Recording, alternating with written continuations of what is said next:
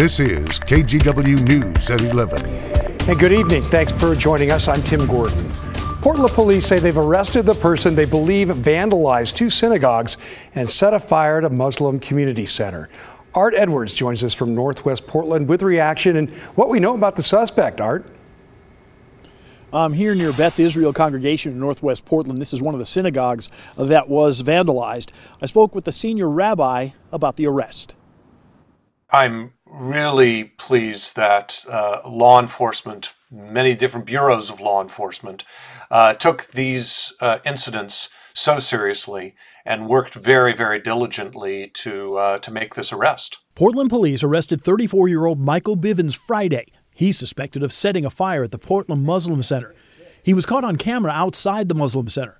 He's also accused of breaking windows at two Jewish congregations and leaving graffiti at Congregation Beth Israel. The senior rabbi at Beth Israel said the attacks shook his congregation. There are people who should feel comfortable in their synagogues, in their mosques, in their houses of worship, whatever they might be, and no one should make them afraid to have that freedom. This is part of what it means to live in the United States of America. Bivens faces charges of arson and criminal mischief. He's being held in the Multnomah County Jail. He was arrested after showing up at a local television station and demanding to speak to a reporter.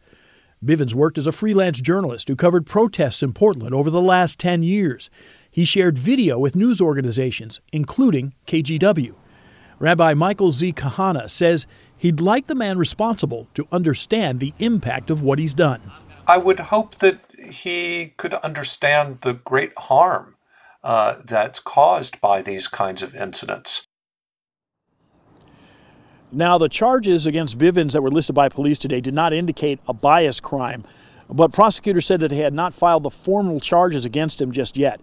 Police say that they have also been in talks with federal authorities to talk about these crimes. They also say the investigation is continuing and anyone with information should call Portland police. All right, Art, thanks so much for your report. Well, Portland police say a suspect and officers opened fire on each other before the suspect was shot by officers in Northeast Portland.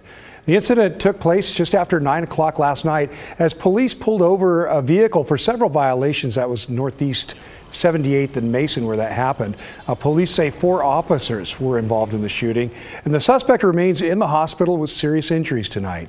The investigation into the shooting will be completed by PPB, and its findings will be presented to the Police Review Board. That's made up of community members, bureau members, and people from the Independent Police Review Division.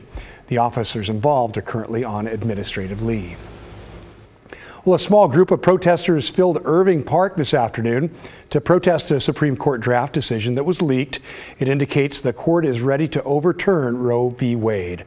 The document was obtained on Monday by Politico. In it, Justice Samuel Alito calls on the court to overturn the landmark 1973 decision legalizing abortion. Organizers of today's protest say while the document is a draft opinion and it's unknown what the end result will be, they want to remind people that the potential impacts this could have across the country.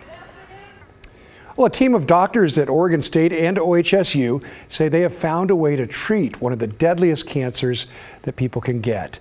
Devin Haskins tells us why the team believes their pancreatic cancer treatment could significantly raise a person's life expectancy after they're diagnosed.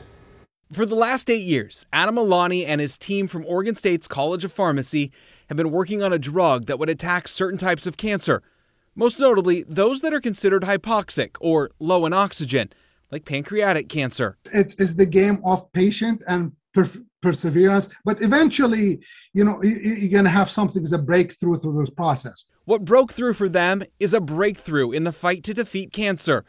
Cancer in the pancreas is difficult to fight. So when it develops, it creates its own microenvironment, sort of puts a bunker around it as a defense, and severely drops the oxygen levels, which is also what makes it hard for any drug to attack pancreatic cancer. So Alani's team used the very defense that the pancreatic cancer tumor uses to defend itself to beat it.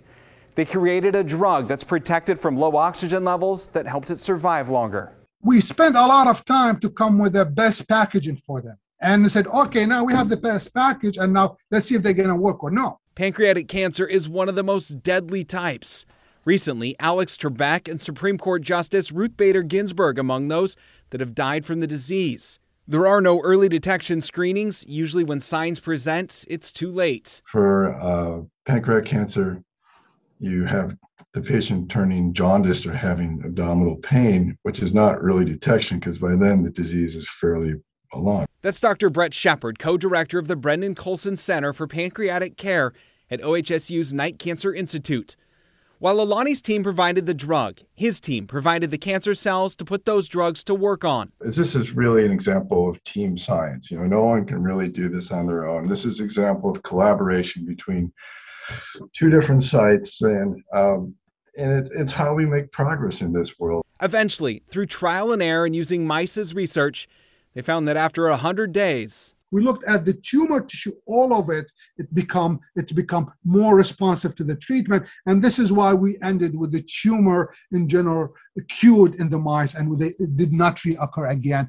Which gives someone like Dr. Shepard, that has spent his entire career trying to find a cure, hope. Not only gives me hope, but I hope that it gives patients and their families hope, because we've made a lot of progress. And that was Devin Haskins reporting. Now, this still needs to get approved for multiple human trials, so it's still a few years off before it could be used as a treatment. Well, there's a farm in the middle of Portland where people who've lost loved ones find comfort and support. The Side Yard Farm and Kitchen is tucked away in the Cully neighborhood in Northeast Portland. Owner Stacy Givens created a grief group there called The Lost Table after losing her father 10 years ago. The Lost Table provides a place for people to share a meal and to celebrate and honor together the loved ones who aren't with them.